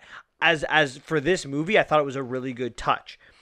And I'll tell you another reason I don't like it in the future, because what Ingrid you talk about has this great plan for it, right? Yeah. How does she know that all these horn fairies? How does she know about them? It would have been better if maybe even humans wiped them out and they went into hiding. So. No, but maybe this though, like maybe if we're like brainstorming an idea, perhaps in Aurora's kingdom, they don't have dealings with these other horned creatures, but maybe in Ingrid's kingdom they do. That's what I was thinking, and that's why they thought the Moors, maybe they were original members of the Moors, but they left it too. Maybe. And then went underground. Who knows? So I just think it would have been better. Too much speculation. I know, and I think it would have been better if they explained it. Like, we can only go with what we see in the film, and I think that's I think it's a big missing piece, and I think that the writers failed on the storytelling there. Yeah, fair enough. All right. While all this is going on, there's a wedding to be planned, and Aurora is living it up in this new kingdom. She is being manipulated by Ingrid, which is, again, Michelle Pfeiffer. I love you. You're fantastic. It's pretty much just being brought up to be like, oh, be a regular girl. Stop acting like you're manipulated into changing your wedding dress from what the fairies made to what like she wore, how she eats, just like even like just passing comments here. Her hair is set up. Yep. So, excuse me, sorry. Ingrid invites all of the Moors to the wedding, all the Moor folk, all of the different creatures to the wedding. And I do think these scenes are very necessary to this movie because it really shows Ingrid's character, her manipulations. I think it really helps develop Aurora's character as naive and innocent, because she doesn't really have a lot of human relationships. Well, yeah. She's been asleep for almost all the years and been talking to Well, she wasn't really asleep. grass and flowers and stuff. Yeah, she's been living in the moors, right? Her most of her life. So Ingrid, we find out what her plan is. She basically, her fairy from the little secret room has concocted a crimson powder that's from the flowers that they took from the moors that apparently that are built on all the graves of the horned fairies. Yeah, and it just kills them. And the crimson powder is made with iron, so what it does is if it hits a fairy, it poofs them out of existence. And turns them into flowers. Did you like this? Whatever. I think, you know why they do stuff like this? Because instead of showing dead bodies, now they disappear from existence. Yeah. It's a kid's movie, right? You can't just right? be like, we shot it in the head with an arrow. You can't show that in a kid's movie. Right? It's so important for the final battle sequence to have that. So I like it because it allows for like a lot more death and in a PG movie. Yeah, then you see things get murked. So the day of the wedding, Aurora notices the flowers because Philip gives her one. She knows exactly where it's from, right? She knows what it is because she's lived her entire life in the moors. It's from my mother. My mother gave it to me. So Big mistake. So she goes around snooping, and she goes into Ingrid's room, and she's able to figure out how to open the secret door. Yeah. Now, do you like this? Do you like how do you think, how in God's name would she know how to do that? Well, you're moving the head. All the heads are the same. Yeah, but how do you? Okay. They're all the same length. The other one's heads move like that. So she moved it to be normal, and then it just was like, and then it made a noise, and then once you hear that, you're like, what the hell? So obviously it's something there, and then she moved it back. It's believable. It is. Think she's stupid? No, it is believable, but that's not the reason I think it's believable. Why? The curse calls to her. Like we even see it, right? She looks at her finger, which she hits the spindle. That too. She gets called to the spindle. Because even when she gets in there, she sees it. She has like a flashback to it. So that's how come I think she knows. Oh, okay. Either way, both of our answers I think are really good. So the point is, it is believable. I forgot that you saw the curse. I forgot that part she was getting entranced by the curse as well. Because when she walked in, she even talked to the fairy dude or the dwarf thing, goblin. You look like a goblin to me, not a fairy, but whatever. Yeah. So so we both agree. This is it makes sense. So anyone who criticizes this and nitpicks it is wrong. Yeah. Okay. So when she gets down there, she goes into the secret room. She sees the spindle, and she immediately knows that what the king was poisoned or cursed, and that Ingrid is behind it all, not Maleficent. Hey, what are you doing there? Get out now! Is this a duh moment? What? Is this like a duh moment? Like, duh, Aurora, how did you not see this coming? No, he's trying to. It happens. I don't think it's a dumb moment. No, duh, like duh. No, like duh. I know. Okay. Duh. I thought you said. I thought you said dumb. Yeah, I agree. I think that this is not something you would see coming. Yeah. So Ingrid gets her guards to lock Aurora into a room. She's then has all the Moors come in, and they all go into the church, and. Once they're all in there, the door is locked behind them, and one of her lackeys starts playing an organ, which has her main lackey, the captain chick. She's the one that shot. What's her face? Maleficent. And she plays the organ, and the crimson powder starts destroying some of the creatures. The tree people, the Ents. I guess that's their version of an Ent. It's very sad. How ruthless of a plan is this? That's pretty good. Ruthless. It's a good plan, but how ruthless is it? I don't know. I didn't think it was ruthless. I thought it was smart. It's brilliant, but I think it doesn't make it brilliant or ruthless. Could be the same thing. True. Yeah, it's locking them all in and then killing them all. That's ruthless. It's don't get me wrong. It's crazy. Yeah, and then she knew she was getting attacked for some reason. Meanwhile, how did they scout that out? The attack. Sorry, what attack? Never mind. When they get attacked by the... Oh, so meanwhile, the Horned Fairies are about to attack. Yeah, but and Ingrid is prepared. His face gets shot. Oh, yeah, sorry. So when Ingrid orders all of like the flowers to be taken from the moors to make this crimson powder, because Maleficent is from there, and these are all her like descendants, her like parents and grandparents and all that, she can sense the flowers being taken, and when she returns, she's heartbroken. Again, humans are evil, and they're going to. I guess some of the guards stay there to shoot her, but Connell takes bullets for her. Gets shot up and he dies, and then there's a long sequence. He had the longest death ever. I'm like, is this guy dead yet? Like, and then they leave. So this is a terrible tactic. Why would you leave without your secret weapon to go fight the battle? Like, they just left without her. Yeah. So all these horned creatures are gonna. Now that their beacon of peace, or the person who argues peace is dead, they're gonna go to war. Yeah. But yet Ingrid is peace. He died. Yet Ingrid is prepared for it. But how would she know? That's what the only thing I don't understand. Like, how does she know they're coming? She's that great of a villain. She's like, you know what? And she has it all set up already in like what, 2 days? 2 days, a night. A night. They're set up for an attack. They made a lot of powder in one night. That's crazy. It would have been better if it was a little bit longer. It would have been. It would have made It would have made more sense. It would have been better. But it would have also been better if she had known about these creatures. Yeah, because he had like all these different weapons made to kill them. Yeah, it was. So the battle. Well, yeah, we're in the battle part, I guess. Right? They go to war. Yeah. Did you like the battle sequence? Not really. Why not? This is lame. It was just. But you just said how great. But you said how great of a strategy it was. Sorry, you said how great of a defense strategy it was. Yeah, it was a great defense strategy, but it's lame because like the other guys are pretty dumb in their tactics. But in that sense, if they don't know, think of it like this. I'll look at it from a historical perspective. The first time someone used a machine gun in battle, like the other side just did their normal thing and they got mowed down. Yeah, fair enough. It's a new weapon that they've not known about. Like, it's not like these are much stronger characters that can fly that should have no problem taking out a couple humans. Yeah. By sheer numbers. They have no. If there was no weapons, if there was no crimson powder, do you dislike the strategy? Still bad strategy. Why? What are they gonna? They're not gonna lose because they know they have silver They have silver. Yeah, guns. but they're ready for them. They can prepare for that. They can see the guns in the day. They can see the guns in the day and move out of their way. Yeah, like they're strong creatures. Pardon? You're getting shot. They can't dodge bullets. It's like any battle when two soldiers go fight at each other. They're just they're like. If I'm in a room with a gun and soldiers trying to come into the room, I'm going to shoot them. It's like D-Day.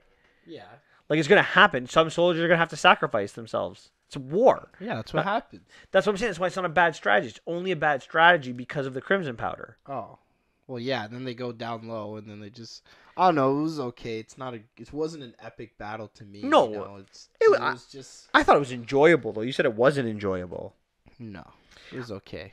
I just think that something's missing from this movie, and again, I keep coming back to the backstory for these horn fairies. They seem to be there for this scene, this final battle sequence, to make it interesting, but they serve no plot purpose really. Even at the end of the movie, oh yay, we have to live together in harmony, yay! Yeah, we're all friends now. The one guy's a good guy now, and people are getting killed by. They're turning into dust. They don't even turn into anything. The other people turn into flowers. Yeah. And one of the fairies sacrifices herself. Like one to of get the out. The three fairies from the original Sleeping Beauty. But they're not called. They're not called Flora, Fauna, and Merryweather. They're called something else. Yeah. In this movie, I don't remember exactly what they're called. But meanwhile, while all this is going on, Aurora is able to escape. She makes her way to Philip, and he tells her the truth. And he believes her right away, and because he loves her, and he goes to confront his mom. Mm-hmm. If you're Philip, what side would you take? Why? His mom's evil. He loves Aurora, and she's put his father to sleep. So. Yeah, it's true. Just to get what she wanted. It's true. It's true. If you believe what Aurora is telling you, then you know it's pretty no-brainer. So Maleficent returns, and she uses magic to help the Horn Fairies. Yeah, and wreaks havoc. Yeah. Wrecks everybody. And Philip, who's now kind of like fighting with his own guards because his mom basically says, "Go put him in his room." Yeah.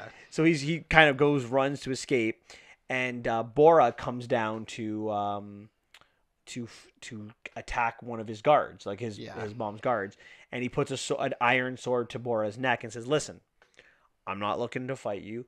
We have been given misinformation," and puts down his sword. And Bora leaves. He doesn't kill him. Are you okay with this? Yeah. He told because he had his sword to his neck. So then he put it down and dropped it. So you're okay with Bora turning? You're okay with this warmongering person turning, even from one guy with a sword? Turning, because he believes him. What I'm not really okay with is what's his face, the Goblin guy. All of a sudden he creates all these massive weapons to kill everybody. Then all of a sudden he's like, you know what?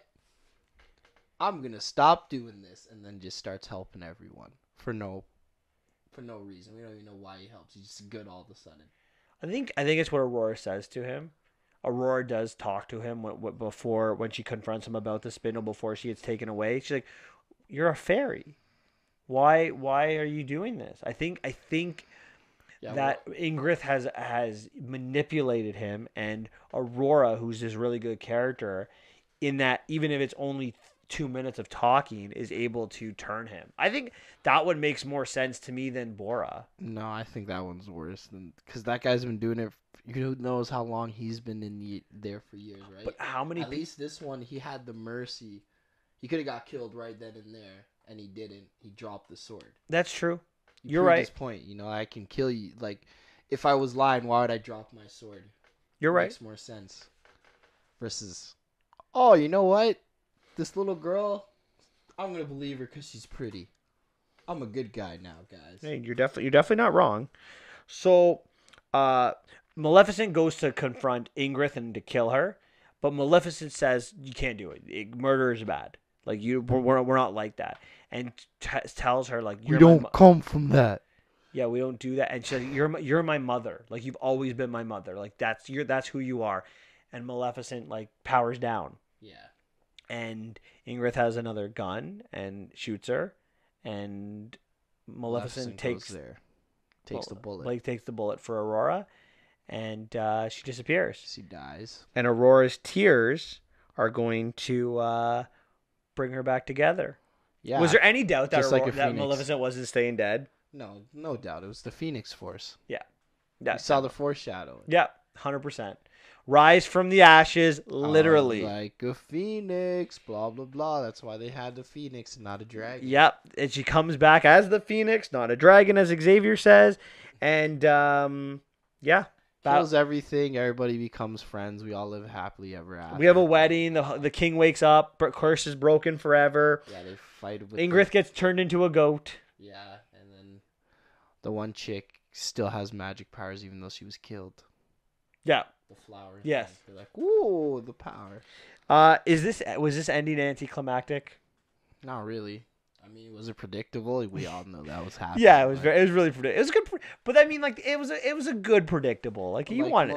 I can predict most endings of a movie, so that's not. I mean, it's like, yeah, what do you think was gonna happen? It's a PG Disney movie. Right. Ingrid was gonna win, and all the Horned Fairies were gonna die. Yeah, like I said, I can predict the ending of what's gonna happen in most movies, right? It was pretty decent. Yeah. So I was okay with this. Did Ingrid get enough? Is turning into a goat enough punishment for her? Well, yeah. I'd rather be dead than be a goat. Touché. So. Touché. I mean, it's knowing that you were a human before and then you returned to a goat, that's pretty bad.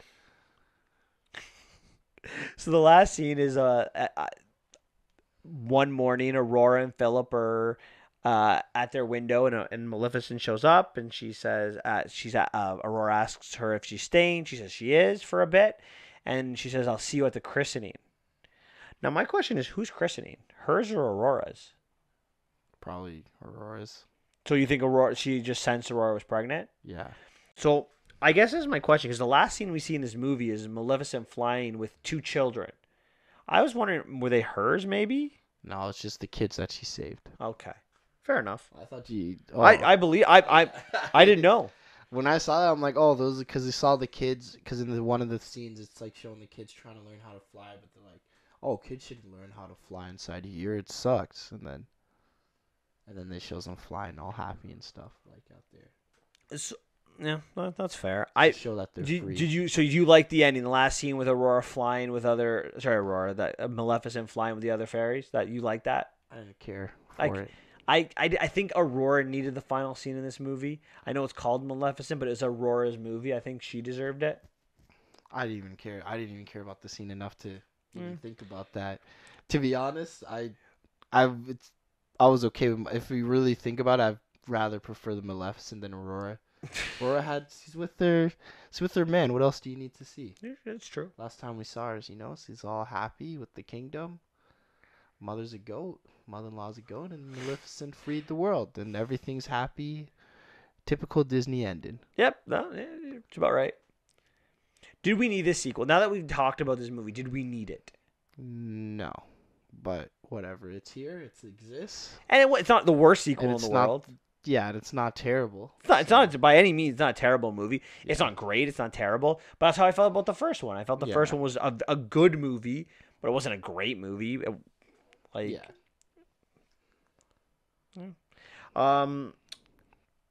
did you find what was the best part of this movie for you? That's a good one. Maybe the dinner scene. Probably the dinner scene is probably the best part of the movie. Do you know what the answer is for me? What is your Ingrid? Ingrid? Everything about her. I loved Michelle Pfeiffer. Again, stole the show for me. Fair enough. Stole the show. Just developed perfectly. Ruthless. No, she didn't turn in the end. No. If she had turned good in the end, I would have hated this movie. This movie would have dropped Disney 3 to 4 ratings. Pardon? That happens a lot in Disney. No, it doesn't. Jafar doesn't turn. The villain's Ursula doesn't turn. No, what? I'm a good guy now. I would argue for the majority, Disney villains are villains. The Disney villain does not make the turn in the end. Yeah, for the old school, not the new school Disney. Hans doesn't turn in the end. Who's Hans again? Frozen.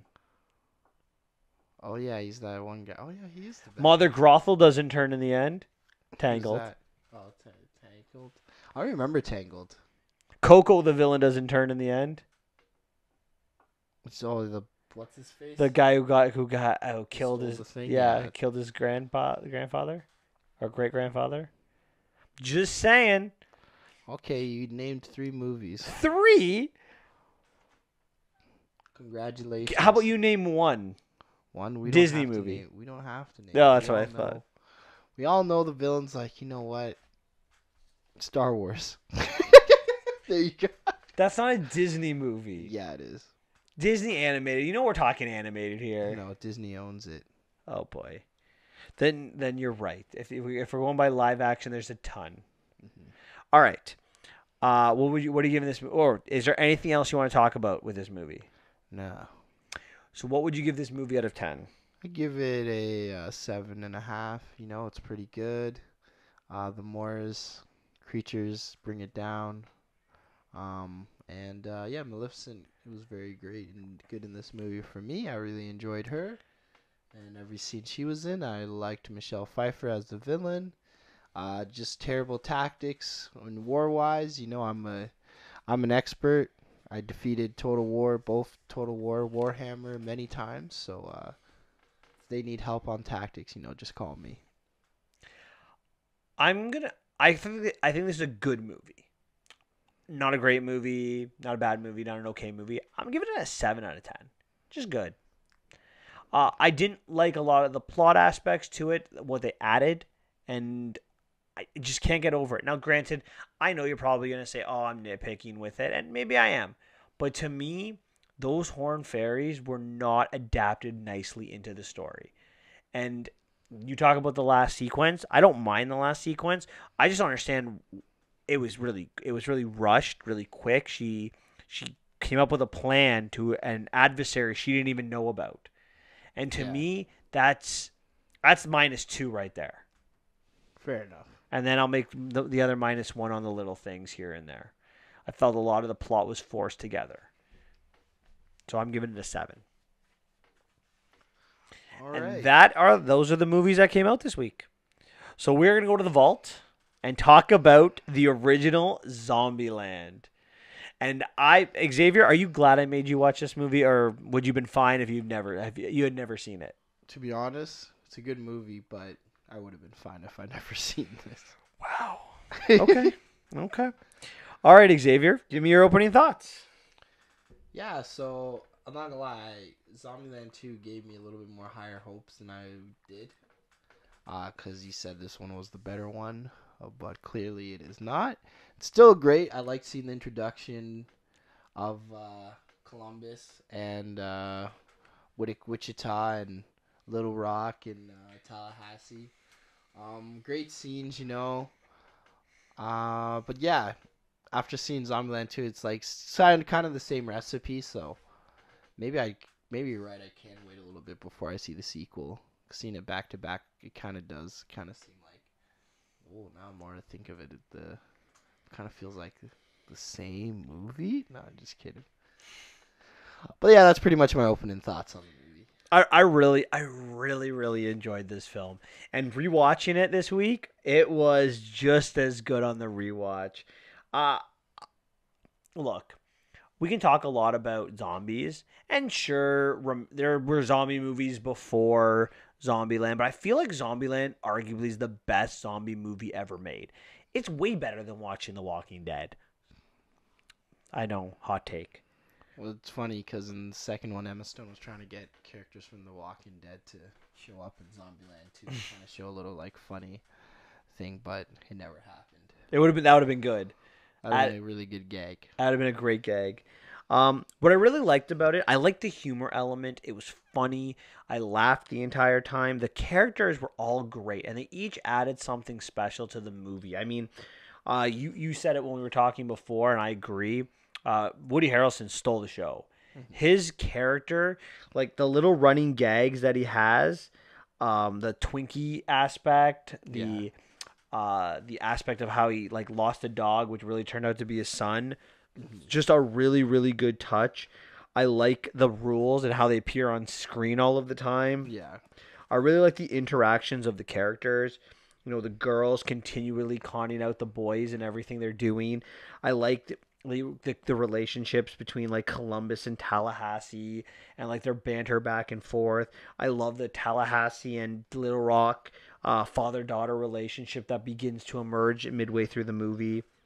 How Little Rock is kind of like replacing his son in his life to give him something to do, like have a purpose, kind of. I love the cameos, obviously the Bill Murray one being like just amazing. I like the ending. I thought it was a really good, and just even the theme of the movie, like just you need more necessarily in life than just yourself, and finding a family, finding your family. One's finding a family. In terms of finding a home for your family. In terms of this, my dislikes for this movie, I don't really have any dislikes. Like maybe nostalgia goggles came out watching it, but I didn't really find very. Maybe I didn't find very many flaws. Hey, I challenge you when we deep dive to find me some flaws in this film. All right. I'm not gonna lie, I wasn't paying attention enough to find a flaw. It was. I watched it though. Okay. All right, let's deep dive. So it's been a month since the zombie apocalypse. And basically the mad cow disease mutated into the mad person disease. Yes. So now, I guess in terms of zombie apocalypse reasons, what did you think of this one? When I watched that, I was kind of like, oh, okay. Mad cow disease. I was a little bit like, I remember when that was a thing. That was a long time ago. Right? Yeah. I think it's nice. I think it's better than not knowing, like The Walking Dead, or everyone's has like it. Resident Evils. Yeah, it's a disease. No, I'm sorry, I didn't know. No. I like this. It made sense to me. Nostalgia goggles. A disease. So we meet Columbus, who is our narrator, and he has rules. And we've already talked about this in talking about the second one, but you like these rules. Yeah, I like the rules. So let's play a little game. What is your favorite rule? My favorite rule? What do you think rule number 1 should be? It was cardio for Columbus. What is your number 1? Rule number 1, cardio. Rule number 1 is probably be What's the one with always having a weapon? I don't know. Always being prepared or something like that? Is that a rule? No, I don't think so. Well, that would be my number one rule. So you wouldn't even have his rule.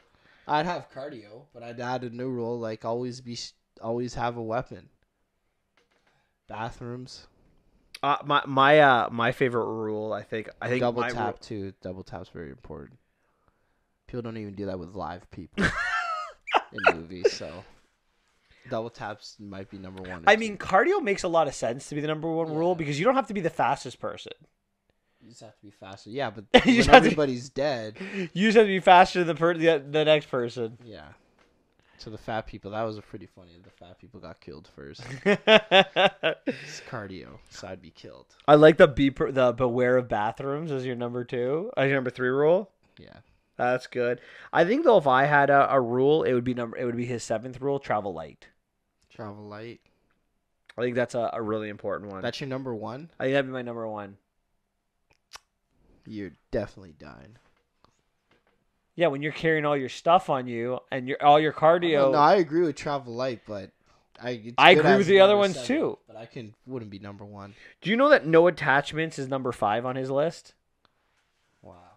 And you know what he longs for attachments though. Pardon? He longs for attachment. I know, and there's Wichita a flaw in the movie. No, there's not a flaw in the movie. There's a flaw in his rules. Which is, what are the rules in? Pardon? What movie are we talking about? Zombieland.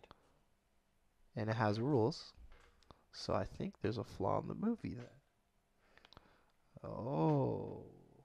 That's a horrible take. That's your opinion. Nostalgia goggles on. Super hard. Did you like how the rules appeared on the screen? Yeah.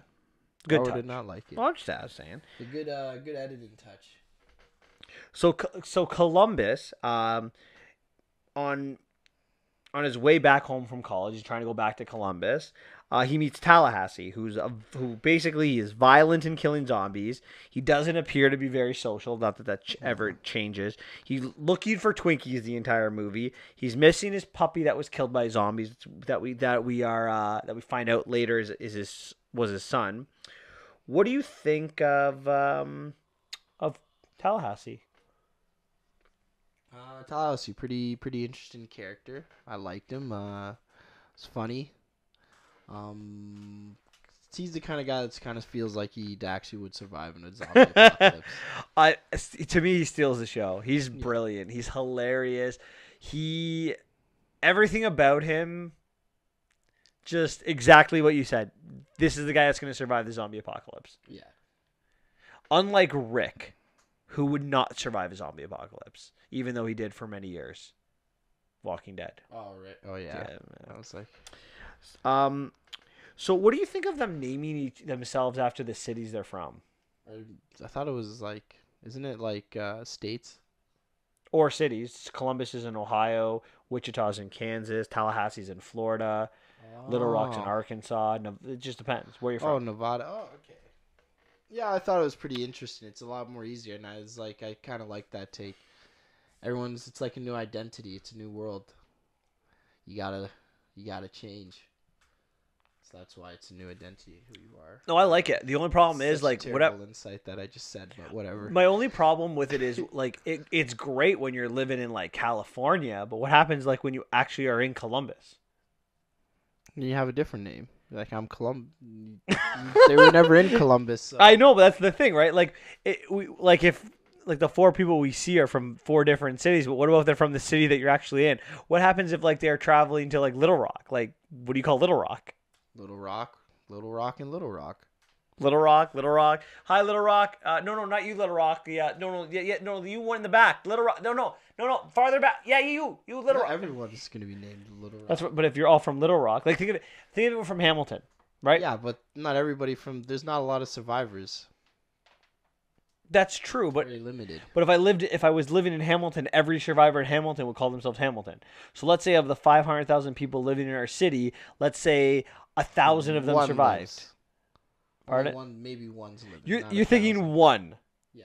Oh God, I think it's way more than There's 1. so much people. How many people did we see in the Zombieland movies? Probably less than 20. Maybe you might be So right. there's not a lot. Maybe of you're right. I think it's more than there's that. a lot more zombies though. A lot of zombies getting killed. So the two of them, they decide to travel together, and they meet two young girls. They're sisters. The younger one has apparently been bitten, quote unquote, bitten. They are able to get the boys to give them their guns, and then they steal their car. And this is why you never want to live in a zombie apocalypse, Xavier, because you can't trust anybody anymore. Yeah. Well, what do you expect? I play a lot of DayZ and everything like that, and people do that a lot. So. Yeah. It's a zombie apocalypse game for those of you that don't worry, and you cannot trust anyone. They will kill you for anything and then steal your supplies. It's so true. But I mean, like, that's the thing. Like, how could you ever, like you can never have any relationships because you're thinking everyone's out to get you. Yeah, that's why zombie apocalypse are the worst. I'd probably just kill myself, to be honest. Or you wouldn't kill yourself. You wouldn't kill yourself. You'd fight till the bitter end. Fight to the bitter end? Why would I? The world is nothing to fight for. Your life. There's zombies. What? You want that life? Traveling to town? No, I live in Babylon.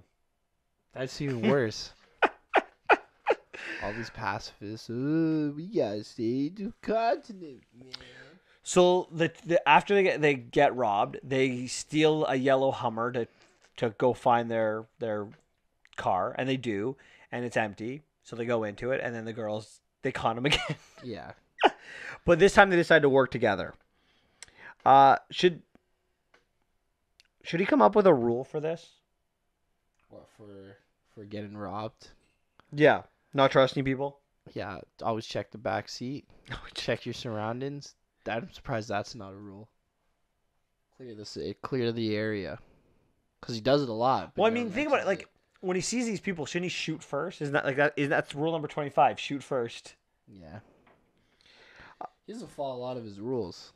How do you survive this long? I think a little bit of luck. Yeah, you gotta have luck. Yeah. Absolutely.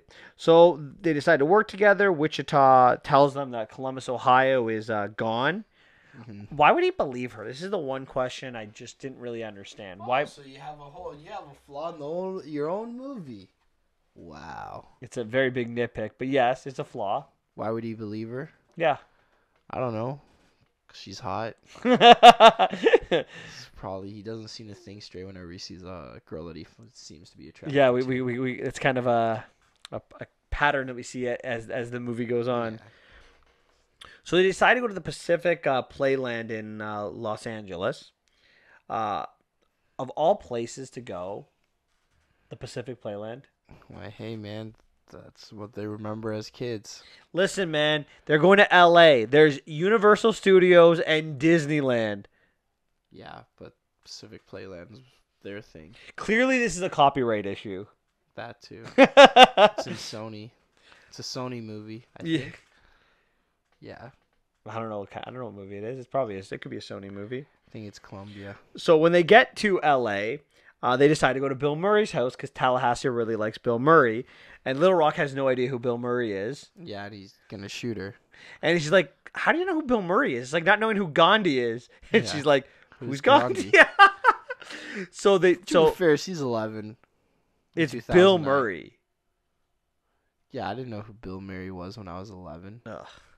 I had seen Ghostbusters when I was 11, so I knew who Bill Murray was. I saw Ghostbusters. I didn't know who the actors were. I only knew the big ones, like Tom Cruise. So Little Rock and Columbus, they go to his theater to watch Ghostbusters, and while Wichita and Tallahassee are talking, Bill Murray appears dressed as a zombie, and he says, "Oh no, I'd always dress as a zombie because they don't bother me if I'm dressed as a zombie. So my makeup artist kind of puts a zombie on. I went to go play golf. I was just playing the back nine." And he decides to scare the other two. Yeah, which is a terrible idea. Columbus shoots him, and he's like, I'm so sorry. He's like, no, my fault. And they ask him if he has any regrets. He's like, maybe Garfield. Yeah, they just really rip on the Garfield movies. Is this not the perfect casting for this cameo? I guess. I was trying to think about this. Would there be a better person to play this kind of role? Not that I honestly I feel like anyone could really do it. No, I think I'm convinced it's Bill Murray. Convinced. I mean, I wouldn't be upset. I feel like Will Ferrell could pull it off, or like an Eddie Murphy or Steve Carell. I feel like anyone could do that. Maybe personally, you're right. I was like, because the way it was written, right? I don't think it was. I don't think it's a Bill Murray thing. Like he did it well. You could be right. Maybe it's because I've seen Bill Murray in it, and I know his personality, and like in real life, like that's kind of. I just feel like that's what he is. I just feel like, yeah, I could be wrong. So the girls, they start to create synergy in this group, right? They start talking. Tallahassee admits that it's the child at this point. There's clearly an attraction between Columbus and Wichita. Yeah. Tallahassee and Little Rock start to form a little relationship. Yeah, they learn to shoot together. Yeah. So clearly everything's working good, but the girls decide to leave again. Yeah, this is common occurrence. Apparently this time though they fear the attachment of it, and like we see in the second movie, when Wichita gets close to someone, her number one go-to is to abandon them. Yeah. The guys decide to go help them. Would you have helped them at this point? This is the third time now they've abandoned you. Well, Buddy's in love, so, and it's the only other person you don't know how many other humans you're gonna see, so might as well. I mean, but at some point, should you take the message that they don't want to be around you? Yeah, they left them like three. This is the third time. No, 4 times in total. I'm talking about the thing. Zombieland 2. Oh, I guess. But at this point, at this point, it's 3. So that's different. That's been 10 years and they abandon you, and and the fourth time they don't even go after them. Yeah, they just let them leave. Yeah, they just stayed. Their lesson. Yep. So the girls in the Pacific Playground, they get in trouble because they turn on all the rides and the lights, and the zombies come to them, and they get stuck on a ride. But thankfully, the boys come and save them. What'd you think of the action in this movie? Yeah, it's pretty good. So I like the action better at the end of this movie, right? Whereas like Tallahassee goes into the like the little booth, closes it, and shoots them all. Oh, so good. Yeah. Columbus has to overcome his fears of a clown. Yeah, and then it's the crossroads, right? And then I'm like, oh, that's smart. They shot the thing to stay up from the clown thing, because I'm like, doesn't that thing bring you up and down? And I'm like, oh, okay, so they shot it. It's smart. So yeah, I enjoyed it. It was I'm not gonna lie, I just finished. For the first time, I watched like 29 minutes. Like I had 29 minutes left in the movie, and I just watched that literally at 4 o'clock.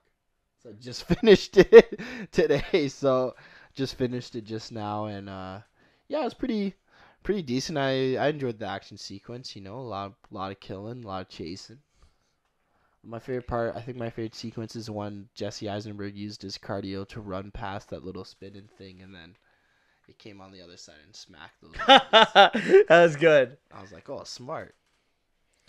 After they obviously kill all the zombies, save the girls. Wichita kisses Columbus, and the four of them are now together as a family. Yeah, he found his family. Did you like the ending? Yeah.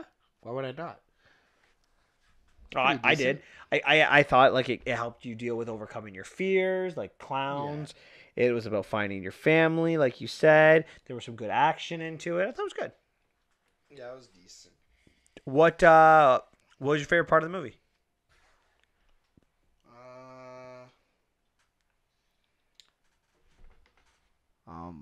That's actually a good question. Probably Woody Harrelson as Tallahassee. Yeah, Woody. I love Woody, but I got to give the props to the Bill Murray scene in this one. Yeah, so good. Is there anything you want to talk about with this movie? Any themes, any issues, any criticisms?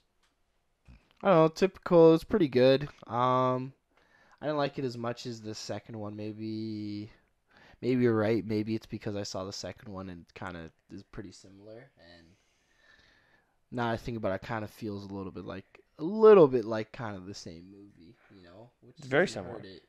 But I felt like I kind of seen all the scenes again in the same kind of tropes and everything like that, right? A good sequel, I find, is the same movie. Yeah. It just has to be told a little bit differently. Yeah. Different theme, different element, different. Because like there's the running theme of him trying to get a Twinkie is this one, and then the other one it's him trying to up the van, right? So Yeah. I'm just like, yeah, the jokes are kind of the same, but I can really see a lot of parallels. So yeah, I guess I'd give it more because I saw the second one first, so I like it more. I think so. And it's a little bit more modern for me. Anything else? No, that's about it. All right. What are you giving the movie out of 10? Probably gonna give it an 8 out of 10. Like I said, same reason as Zombieland 2. Jesse Eisenberg is in this, and I'm not a big zombie fan. And yeah, I saw the first one, the second one first, so my heart is with the second. Okay, fair enough. I'm giving this movie a 10 out of 10. Wow. I don't have any really major criticisms of this movie. I have little nitpicks I can go after, but for the most part, this movie was what it was. It was a good movie. It was funny, had good themes to it. The storytelling was very good. The cinematics were very good. The way the adding the rules onto the screen, which was I would assume was one of the first times at least I've ever seen it, if not the first time. Good character development, and I love Emma Stone's, and Woody Harrelson was fantastic. I have no negatives. We've been talking about this for 15, 20 minutes. What negative things have we said about it? Negative things? Oh, well, we haven't said anything negative, but that's true. I haven't really looked into the movie as much as I'd like. So. Well, that's a failure part on you. Maybe yeah, you should spend more time and do your homework. Maybe that's the negative. It didn't engage me enough to want to pay attention. Okay, I guess. All right, that's it for us this week. Do you have anything else you want to chat about? No, that's it. All right. Well, next week we'll be watching Countdown, Black and Blue, and because it's the end of the month or last Sunday of the month, I will be giving Xavier some Halloween/horror movie trivia. So you don't want to miss Xavier being embarrassed once again in trivia. Embarrassed? I don't get embarrassed. It's okay. I don't think you've gotten 50% yet. That's fair enough. It's kind of embarrassing. The only person that gets embarrassed, I think, is you. Maybe next week, guys, when you're trying to write your review, maybe you can review Xavier's trivia performance. Rate it maybe out of 10. All right. Please do that. Well, they have to wait for next week. They have to watch it. They have to listen to us next week or watch us next week. Okay, listen next week and give the review. All right. Well, I'll count down to that. All right. Nice little segue there. See you later. Have a great week, guys.